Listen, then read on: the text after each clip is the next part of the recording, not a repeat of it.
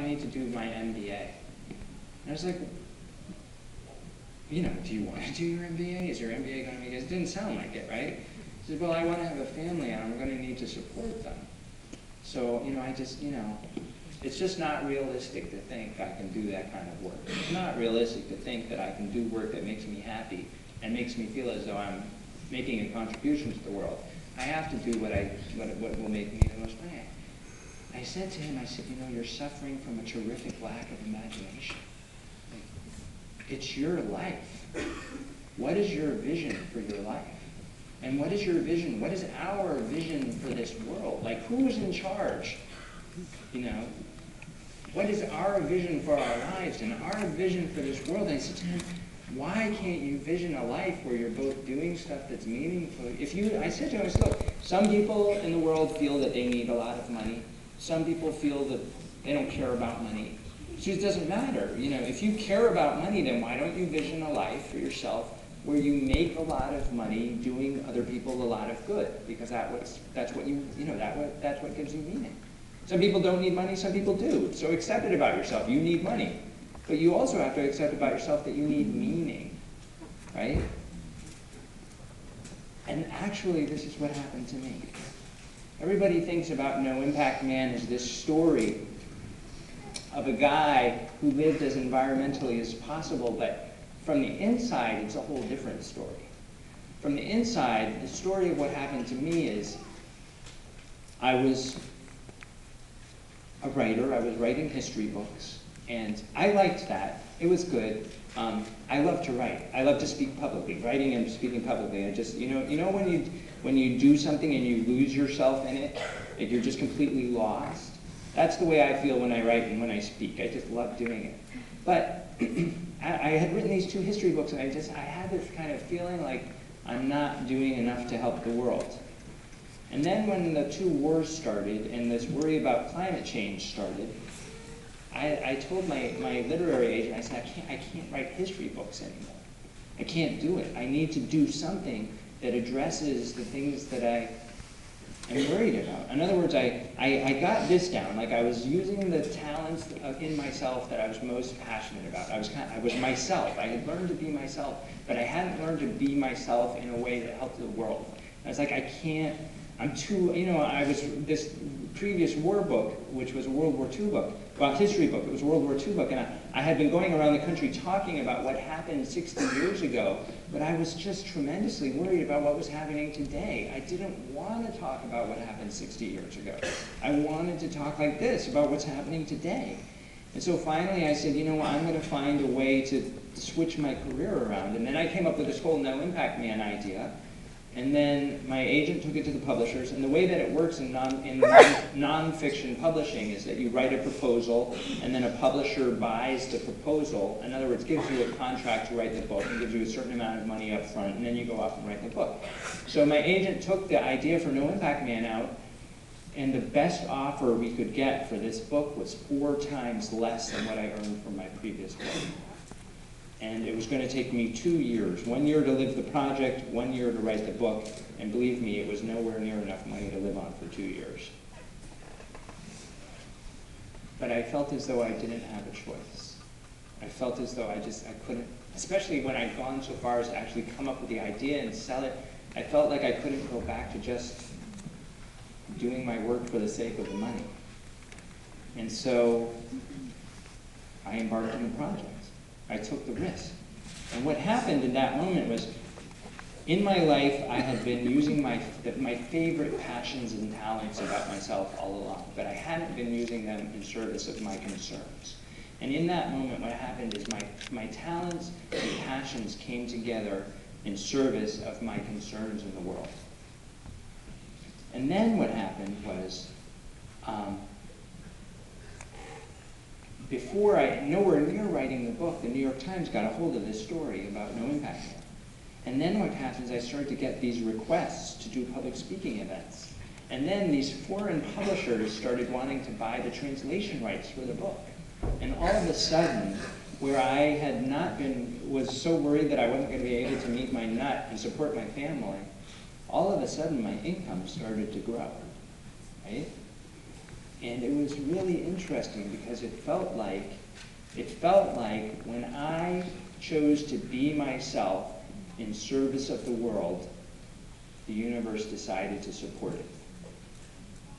And as in my work now, I have the No Impact Project, which is a nonprofit which helps people to choose environmental lifestyles. And I meet people all over the world that have made these kind of decisions for themselves. They decide that it's not. See, so sometimes people say, Colin, you want everybody to be like you. You want people to sacrifice and deprive themselves, and it's not in everybody's character to do that. And I'm like, no, I do not want everybody to be like me.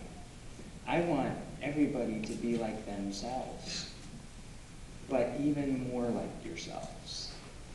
Because most of us, I believe, why? Because I'll tell you why, because I trust you. I trust you guys to save our world and to help our world.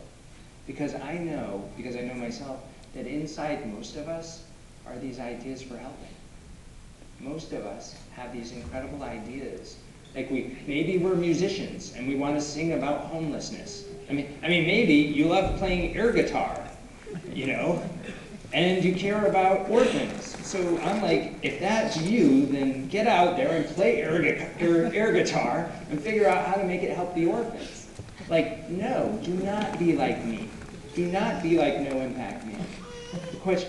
Don't even do it in service of the environment, because if we all run off and help the environment, again, who's going to help the orphans, right? There are so many concerns in this world. And so there is room for all of us to figure out what we do best, who we are, what we love about ourselves, what the gift is about ourselves that we want to give to the world, and to give that gift to the world in service of the world. And I believe, well, first of all, in many ways, in our economy, the money's running out.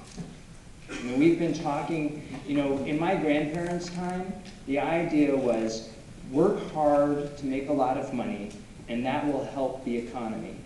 And so actually, working to become rich yourself actually did help everybody else in a certain way, right? But that story's come to a close. Like, how many people thought when the planes hit the World Trade Center and the President of the United States said the best thing that you can do to help is go out shopping? How many people thought that was ridiculous? Like, shopping, thank you. 2 people right here. Shopping is not the way to save the world anymore. And I'm just not sure that the world anymore has the resources for us all to be rich. But there is one thing that is limitless in this universe, and that's meaning. We all can find meaning in our lives. And the way to find meaning, I think, is this combination of finding our private talents and our passions and turning that in service of our concerns. And to figure out what we ourselves can do. It's just like that guy on the airplane. It's like, what could he have done in that moment to fix the problem instead of make the problem worse? What choices can each of us make in our lives to actually feel as though we're doing what we care about and helping people and using the talents that we care about? It's ultimately it's a question of, if you remember a little bit earlier when I was talking about that kid at college who was going to do the MBA, and I said, what's your vision for yourself? But also, what's your vision for this world that we live in? So because we're allowed to, we don't have to accept that it is the way it is. We're allowed to have a vision for the whole world. And so in closing, I want to tell you just these last couple of stories. One is I happen to be at the Omega Institute, which is kind of like a spiritual training center in upstate New York. And the guy that was in charge of it was telling me this story. He said that in upstate New York, he said that he had been talking to a state trooper, and the state trooper told him that in upstate New York, the applications for handgun permits was going through the roof. They had actually, in the department that processed the applications from handgun permits, they had actually had to hire more people. So my friend, the guy that ran the spiritual institute, said to the state, you know, he had a neighbor, and the neighbor happened to have recently got a handgun. And so he was like, what is going on?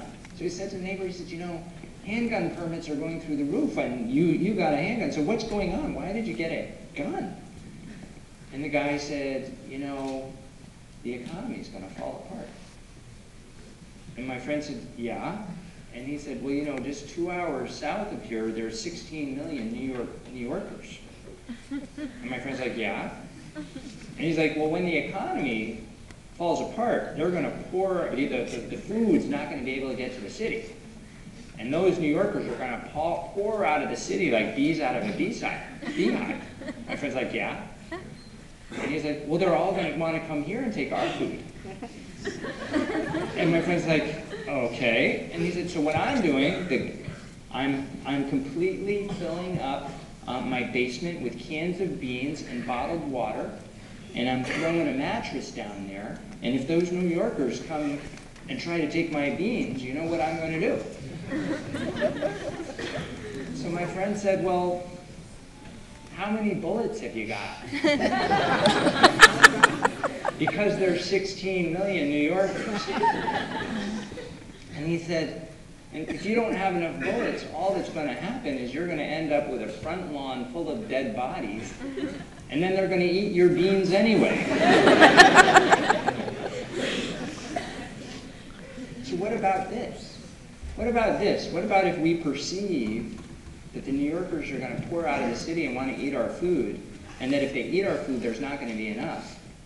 What about if we instead say, you know what I'm going to do? I'm going to turn my fields over to bean production.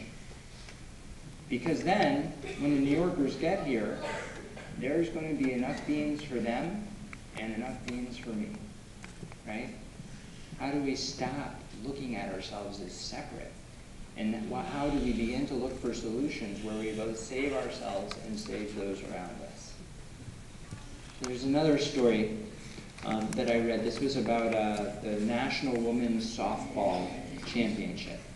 And I'm never good on details. It's just not the way my brain works. But one team was the state